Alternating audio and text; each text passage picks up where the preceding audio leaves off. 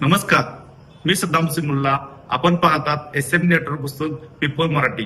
चला तर पाहूया आजची ठळक घडामोडी. आज कोरुची जिल्हा परिषद मतदारसंघातील निवडणुकीच्या संदर्भात आम्ही प्रचार शुभारंभाला इथून सुरुवात केली. महालक्ष्मी मंदिर कोरुची लक्ष्मी माळावरून.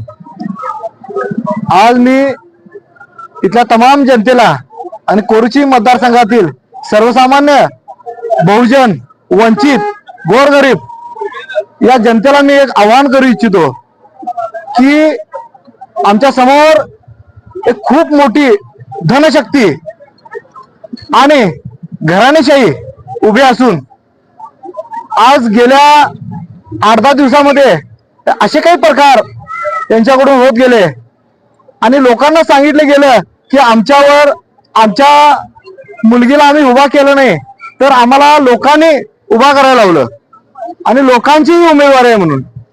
मी या नेत्यांना एक प्रश्न विचारू पाहतोय, जर तुम्हाला लोकांनी तुमची उमेदवारी द्या म्हणून जर तुमच्या घरी आले असतील तर मग ते सर्वसामान्य नागरिक तुमच्या रॅलीमध्ये कुठे दिसत नाहीत, तुमच्या बरोबर कुठे दिसत नाहीत.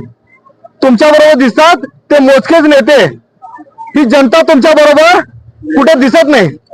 मग जर या मतदारसंघातील नागरिकांनी ही उमेदवारी सुचवली असेल तुमची, तर मग तुम्हाला इचलकरंजीचे, जयसिंगपूरचे, शिरोळचे या नगरसेवकांना इथं या गावाच्या वेशीवर काय आणून उभा करावं लागतंय?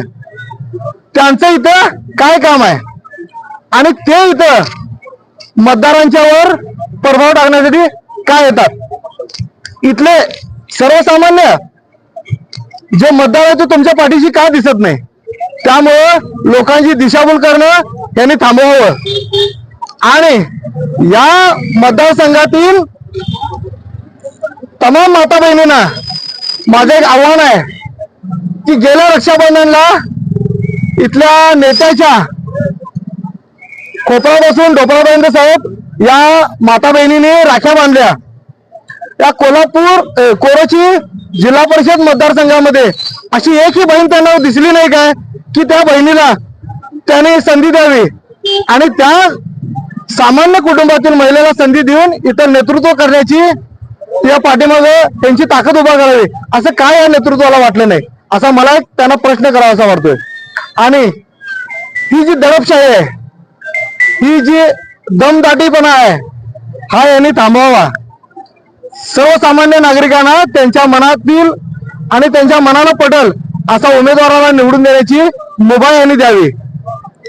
आणि या महाविकास आघाडीच्या, शिवशाहू महाविकास आघाडीच्या तिन्ही उमेदवारांना या कोरोची जिल्हा परिषद मतदारसंघातील गोरगरीब, बहुजन, वंचित, सर्वसामान्य नागरिक हे पूर्ण ताकदीनिशी निवडून येणार याची आम्हाला खात्री आहे. आणि ही जनता आमच्या पाठीची आहे याचं हे जिवंत उदाहरण आहे की हे वाढता प्रतिसाद हा जिवंत उदाहरण आहे. तेव्हा आमच्या उमेदवारांची जी चिन्ह आहेत, शिट्टी, पाटी आणि मशाल, या समोरचं बटन या गोरगरीब जनतेनं दाबावं आणि मतपेटीतून आपलं मत व्यक्त करून हे मताचं दान आमच्या पदरात टाकावं ही मी विनंती करतो आणि थांबतो. जय हिंद.